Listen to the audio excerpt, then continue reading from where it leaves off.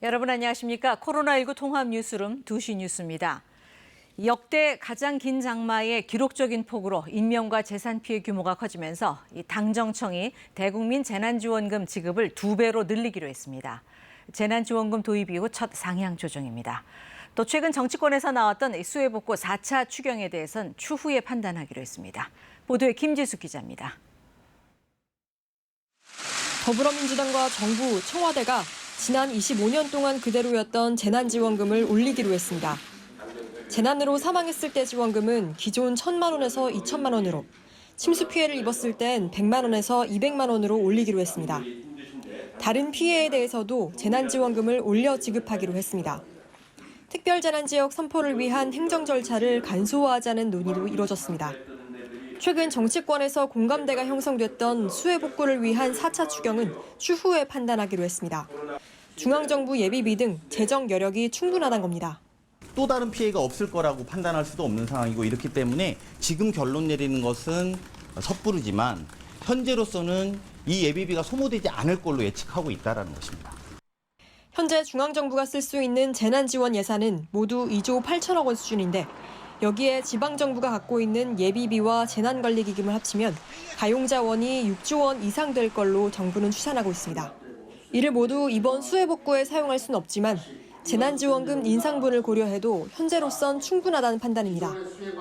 앞서 정세균 국무총리도 가용수단을 모두 동원하겠다고 밝혔습니다. 신속한 피해 복구를 위해 예비비와 재난재해기금 등 모든 가용한 재정수단을 동원하여 총력 대응하겠습니다. 다만 앞으로 태풍 피해 등이 추가로 발생해 재원이 부족해질 수 있는 만큼 추경 논의를 완전히 닫아놓지는 않았습니다. KBS 뉴스 김지숙입니다. 호우특보는 모두 해제됐지만 충청 등 일부 지역에는 여전히 천둥, 번개를 동반한 강한 소나기가 내리고 있어 주의하셔야겠습니다. 이번 폭우로 40여 명이 숨지거나 실종됐고 이재민도 7,800명이 넘습니다. 이제부터는 복구 작업에 온 힘을 쏟아야 할 텐데요. 중앙재난안전대책본부가 있는 정부 세종청사 연결합니다. 이수근 기자, 먼저 지금까지 집계된 피해 상황부터 정리해 볼까요? 네, 오전 10시 반을 기준으로 한 호우 피해 집계 현황이 오후에 발표가 됐는데요. 인명피해 보면 전체 사망자가 33명이고요. 9명은 실종, 부상자는 8명입니다. 이재민도 많습니다. 11개 시도 4,400여 세대 모두 7,800여 명인데 이 가운데 3,000여 명은 아직까지 집에 돌아가지 못하고 임시시설 등에 머물고 있습니다. 주택은 5,900여 채, 축사와 창고도 2,500여 동이 파손됐습니다. 계속된 비로 지반이 약해진 탓에 산사태 피해 건수도 1,100여 건으로 늘었습니다. 농작물 피해도 여느 해보다 심각합니다. 현재까지 서울 여의도 면적의 94배에 이르는 농경지가 물에 잠기거나 매몰된 걸로 파악되고 있습니다. 그리고 이제는 무엇보다 신속한 복구 작업이 과제인데 어떻게 진행되고 있습니까? 네, 먼저 급한 게 응급복구인데요. 하지만 그동안 많은 비가 그치지 않고 계속 이어졌기 때문에 복구 작업도 제 속도를 내지 못했습니다. 현재 전체 피해 시설이 2만 4천여 곳 정도인데 응급복구가 마무리된 곳은 61% 수준에 머물고 있습니다. 어제 문재인 대통령이 호우 점검 회의를 통해 피해 복구의 핵심은 속도라고 강조하기도 했는데요. 하지만 중부지방에 모레부터 다시 막바지 장맛비가 예보돼 있어 복구 작업의 차질이 우려되는 상황입니다. 정부는 피해가 심각한 지역을 선제적으로 지원하기 위해 특별 재난지역 추가 지정에 속도를 내고 있습니다. 지난주 7개 시군을 특별 재난지역으로 선포한 데 이어 이르면 이번 주 안에 남부지방의 호우 피해 시군에 대한 추가 지정을 추진할 계획입니다. 또 피해가 심각한 다른 지역도 이달 안에는 특별 재난지역으로 선포할 수 있도록 관련 절차를 진행할 방침입니다. 지금까지 중앙재난안전대책본부에서 KBS 뉴스 이승훈입니다. 정부가 집값 과열 양상을 보이는 수도권과 세종 지역에 대한 점검을 보다 강화하겠다고 밝혔습니다. 또 고가주택에 대한 최종 실거래 조사 결과를 이달 중에 발표하고 국세청 통보와 함께 과태료 부과 등의 조치를 취할 계획입니다. 보도에 김수영 기자입니다. 정부가 집값 과열 양상을 보이는 수도권과 세종에 대해 경찰청과 국세청 점검 역량을 강화해 면밀히 들여다보기로 했습니다. 홍남기 부총리는 오늘 정부 서울청사에서 두 번째 부동산 시장 점검 관계 장관 회의를 열고 부동산 시장을 교란하는 세부 유형별 대응 방안을 논의했습니다. 홍 부총리는 우선 지난 6월부터 시작된 수도권 주요 과열 지역에 대한 기획조사에서 이상 거래가 다수 확인됨에 따라 소명자료 요청 등 조사의 속도를 낼 계획이라고 밝혔습니다. 그러면서 올해 초 신고분에 대한 고가주택 실거래 조사 결과를 이달 중에 발표하고 국세청에 통보할 계획이라고 덧붙였습니다. 아울러 온라인 플랫폼 교란 행위에 대해 올해 2월 개정된 공인중개사법에 따라 특별 점검을 진행하고 있으며 의심 사례에 대해서는 형사 입건 등의 조처를 할 계획이라고 전했습니다. 오늘 회의에서는 부동산 수급 대책 후속 조치 진행 상황도 점검했습니다. 홍 부총리는 공공참여형 고밀 재건축을 신청한 조합에 다양한 지원을 쏟아부어 다음 달 안에 선도 사업지를 발굴하겠다고 밝혔습니다. 공공재개발의 경우에는 신규 지정 사전 절차를 18개월에서 6개월로 단축하고 사업 시행 인가 절차를 간소화하기로 했습니다. 또 서울지방조달청 부지 등 개별 부지에 대해서는 부지별 개발 계획을 세밀하게 작성해 관리할 방침이라고 설명했습니다. KBS 뉴스 김수영입니다. 문재인 대통령이 오늘 국민소통수석 비서관과 사회수석 비서관에 대한 추가 인사를 단행했습니다. 청와대는 두 신임 수석이 주택을 처분 중이라며 사실상 1주택자라고 밝혔습니다. 홍성희 기자가 보도합니다. 문재인 대통령은 오늘 신임 국민소통수석의 정만호 전 강원도 경제부지사, 사회수석의 윤창열 국무조정실 국정운영실장을 각각 내정했습니다. 두 수석 비서관은 내일 임명될 예정입니다. 정만호 신임 국민소통수석은 언론인 출신으로 노무현 정부 청와대에서 정책상황비서관 등을 지냈습니다. 2012년과 2017년 대선 때 모두 문 대통령 후보 캠프에 있었습니다. 2010년 7.28 국회의원 재보선, 그리고 올해 21대 총선에 강원도에서 도전했다가 낙선하기도 했습니다. 정치, 경제 등 각 분야에 대한 이해도가 높고 대내외 소통 역량이 뛰어나다는 평가를 받고 있습니다. 윤창열 신임 사회수석은 행정고시 출신의 관료로 30년 가까이 국무총리실과 국무조정실에서 일했으며 국정운영실장과 사회조정실장 등 요직을 거쳤습니다. 균형 잡힌 시각으로 복지와 교육, 문화, 환경 등 사회 분야 정책 기획과 조정에 탁월하다는 평가를 받는다고 청와대는 밝혔습니다. 두 신임 수석 비서관은 원래 2주택자였으나 현재 한 채는 매매 계약을 체결해 처분 중에 있다고 청와대 관계자는 설명했습니다. 이번 인사로 지난 7일 사의를 표명한 고위 참모 가운데 노영민 비서실장과 김회숙 인사수석을 제외한 4명이 교체됐습니다. 추가 인사 가능성에 대해 청와대 관계자는 대통령 인사권 사항으로 답변이 곤란하다고 밝혔습니다. KBS 뉴스 홍성입니다. 통계청이 발표한 7월 고용 동향을 보면 지난달 취업자 수는 2,710만 6천 명으로 1년 전보다 27만 7천 명 줄었고 실업자 수는 4만 1천 명 늘어난 113만 8천 명으로 실업률은 4.0%로 나타났습니다. 7월 기준 실업자 수는 통계 작성을 시작한 1999년 이후 실업률은 2000년 이후 가장 높은 수준입니다. 홍남기 부총리 겸 기획재정부 장관은 코로나19 확산 이후 고용시장의 어려움이 지속되고 있다면서도 전년 같은 달 대비 취업자 감소폭이 석 달 연속 줄어들고 있다는 점은 다행이라면서 5월부터 고용 상황이 매달 꾸준히 나아지고 있다고 평가했습니다.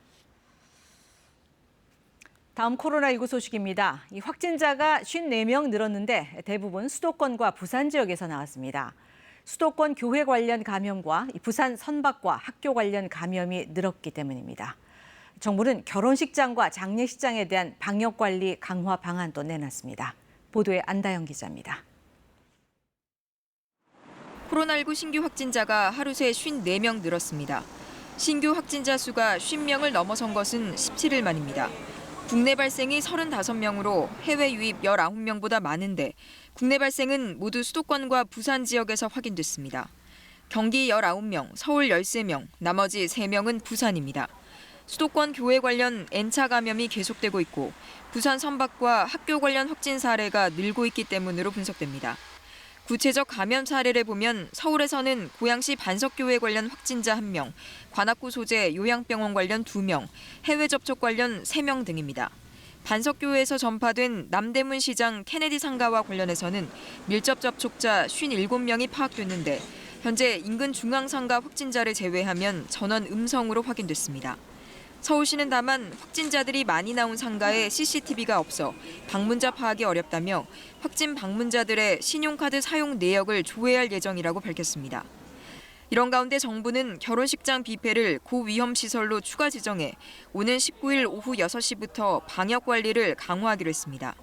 이에 따라 결혼식장 뷔페는 QR코드를 활용한 전자 출입 명부를 관리하고 시설 내 이용자 간 2m 거리를 유지해야 합니다.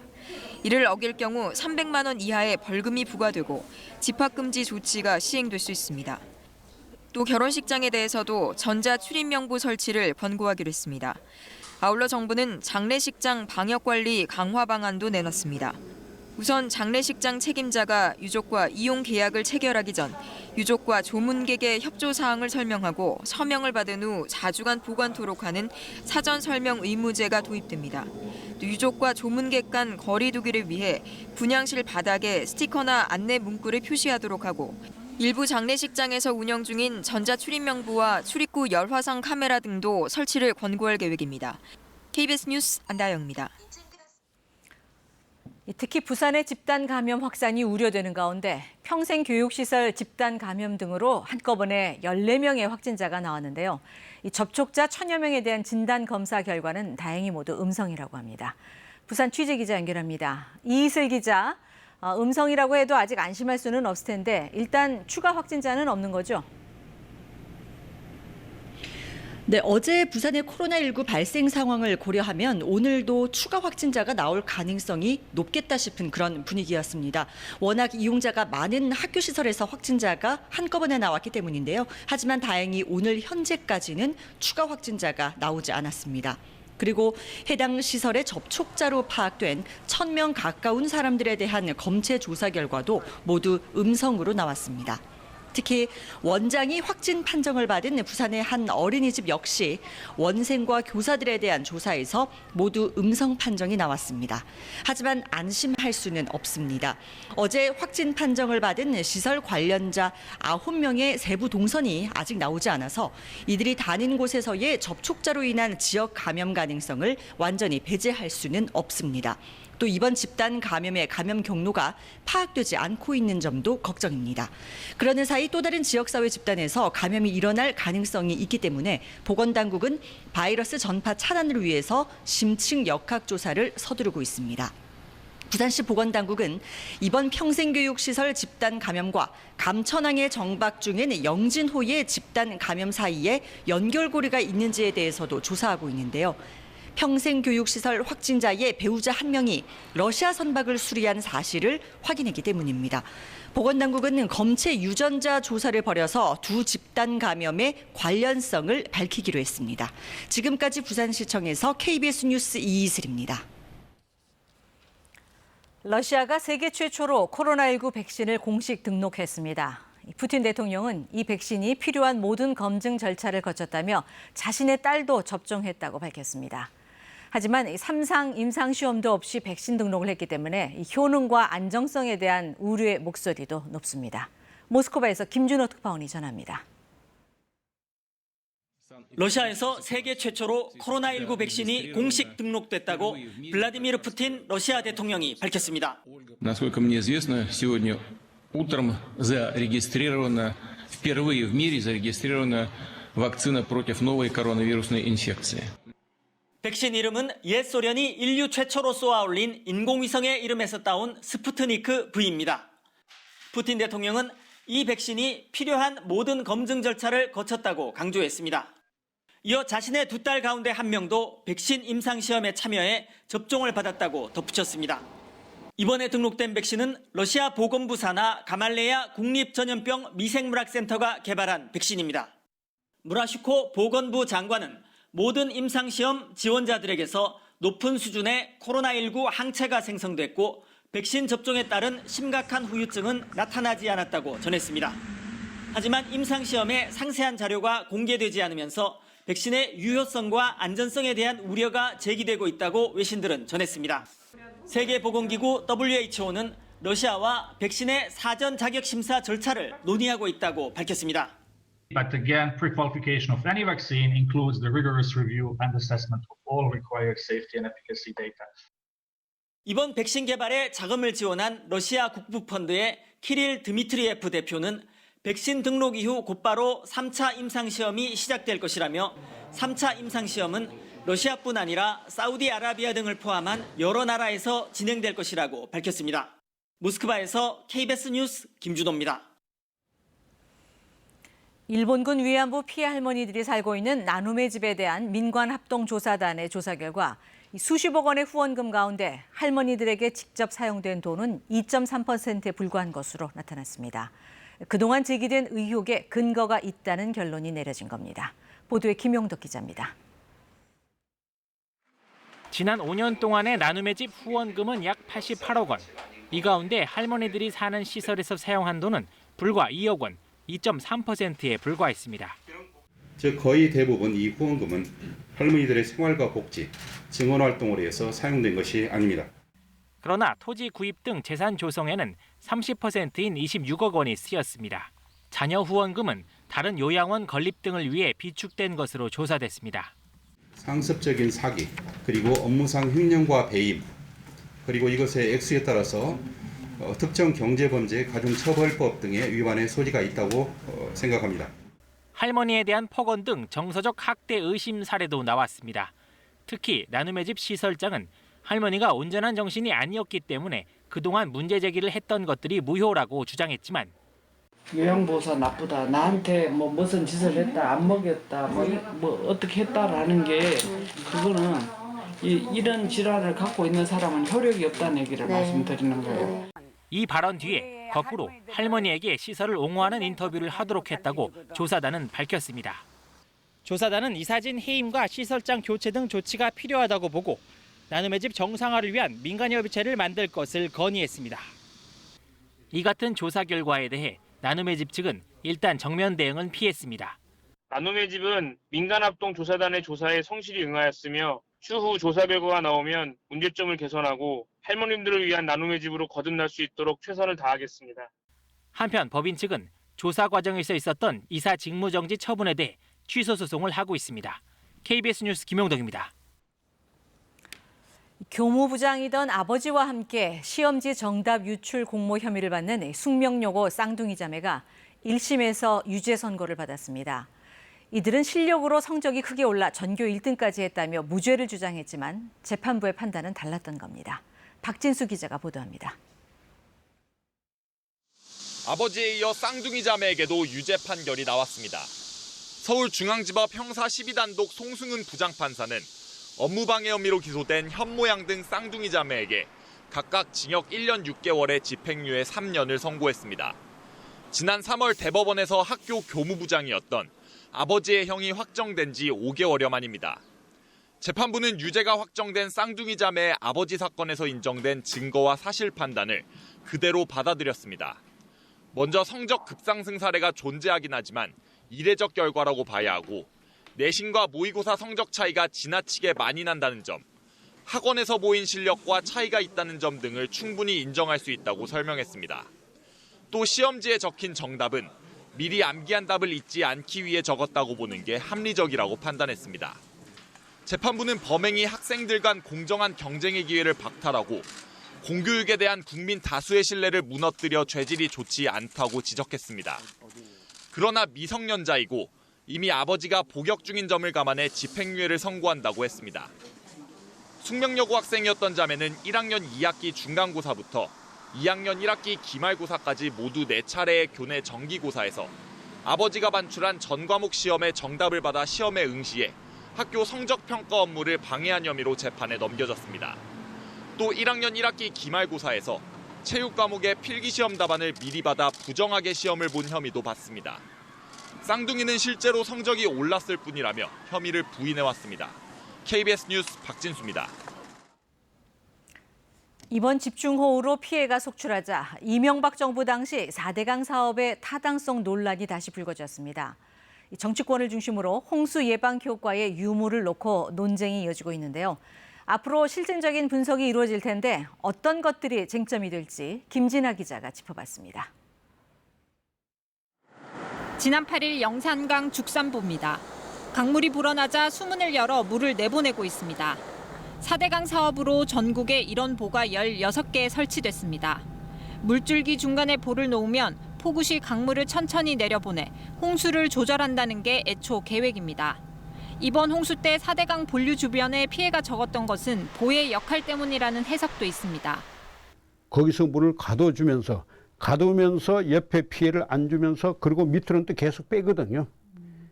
가두면서 빼주고 이게 홍수 조절입니다. 그러나 지금까지 나온 공식적인 분석 결과는 정반대입니다. 환경부가 지난해 내놓은 자료를 보면 금강과 영산강 5개 보를 개방했을 때 모두 홍수 대응 능력이 개선된 것으로 나타났습니다. 감사원도 4대강 사업의 홍수 예방 가치는 미미하다고 결론 내렸습니다. 보가 있으면 하천 수위가 올라가죠. 보는 어떠한 경우라도 홍수 위를 상승시키고 그리고 그에 따라서 홍수 위험이 증가된다. 하지만 분석의 한계도 지적됐습니다. 4대강 사업 후 지난해까지는 비가 적게 내려 홍수 예방 효과를 제대로 측정할 수 없었다는 겁니다. 따라서 이번 집중호우 기간에 대한 분석은 4대강 사업의 실제 영향을 검증하는 기회가 될 수 있습니다. 환경부는 민간 전문가 등으로 조사단을 구성해 폭우 시 4대강 보수위와 저류량, 방류량 등을 분석해 효과를 평가한다는 계획입니다.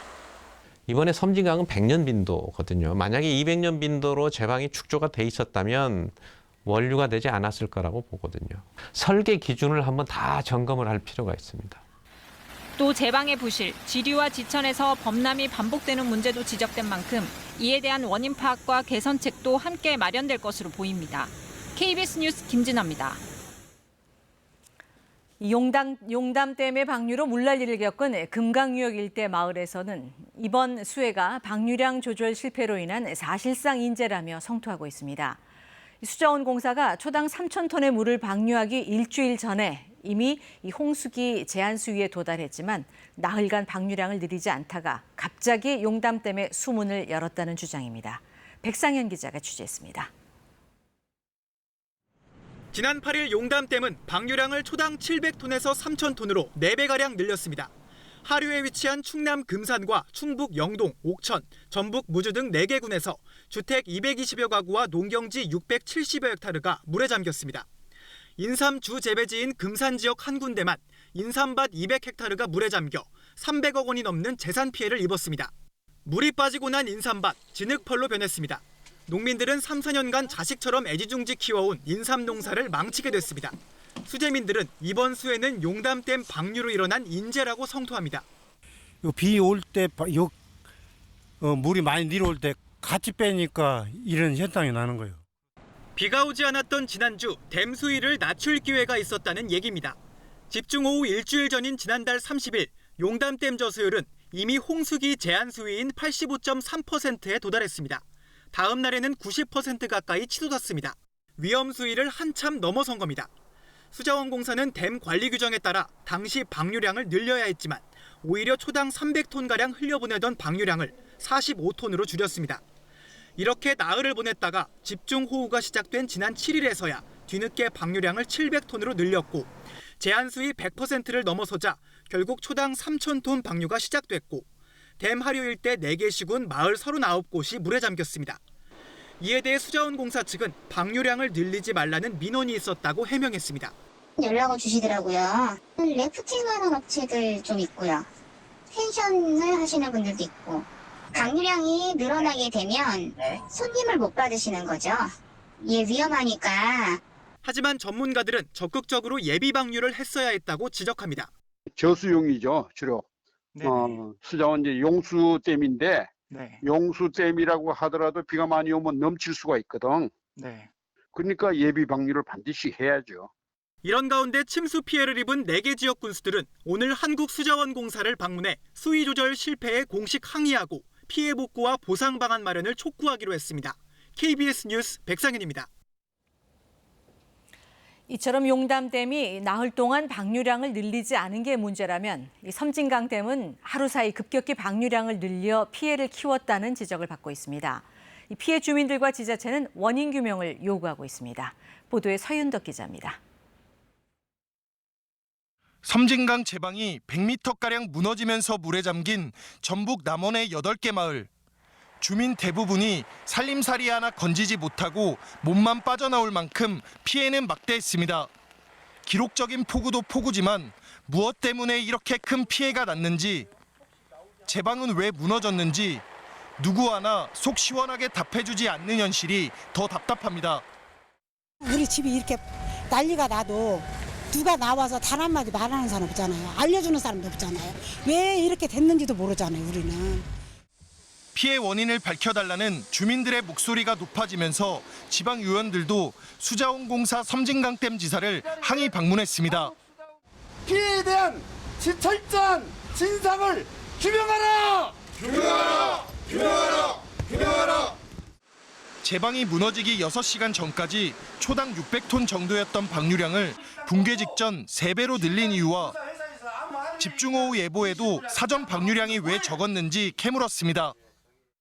물을 팔아야 돌아갈 거 아니에요. 수자원공사가 일기예보를 못 믿고 이거 비워놨다가 나중에 책임을 받을 겸 지금 물 채웠다가 이제 물이 쏟아지니까 버려버린 거 아니에요. 수자원공사는 집중호우 때문에 어쩔 수 없었다는 원론적인 답변을 되풀이했습니다. 남원과 순창, 전남 구례 등 섬진강 유역 7개 지자체는 원인 규명을 요구하는 집단행동에 나서기로 했습니다. 급격한 방류량의 증가에 따라서 미처 하류 주민들이 대비하지 못한 상태에서 발생된 피해라고. 수자원공사 본사와 환경부를 항의 방문하고 국무총리에게 원인 규명을 요구하는 서한을 전달할 예정입니다. KBS 뉴스 서윤덕입니다. 전국 대부분 지역에 폭염주의보가 내려진 가운데 오늘 서울의 낮 최고 기온은 31도, 강릉은 33도, 대구는 35도까지 오르겠습니다. 현재 충청과 경남 해안 지역엔 벼락을 동반한 강한 소나기가 오고 있습니다. 특히 세종에는 호우주의보가 내려진 가운데 시간당 30mm 안팎의 세찬 비가 내리고 있습니다. 밤까지 내륙 지역에서는 천둥 번개를 동반한 강한 소나기가 오는 곳이 많겠습니다. 낮 기온은 서울과 광주 31도 등 대부분 지역 30도를 웃돌겠고 밤에도 열대야가 나타나는 곳이 많겠습니다. 바다의 물결은 제주 해상에서 2.5m로 비교적 높게 일겠습니다. 중부지방은 모레부터 다시 장맛비가 내리겠습니다. 기상정보였습니다. 코로나19 통합 뉴스룸 2시 뉴스를 마치겠습니다. 시청해주신 여러분 고맙습니다.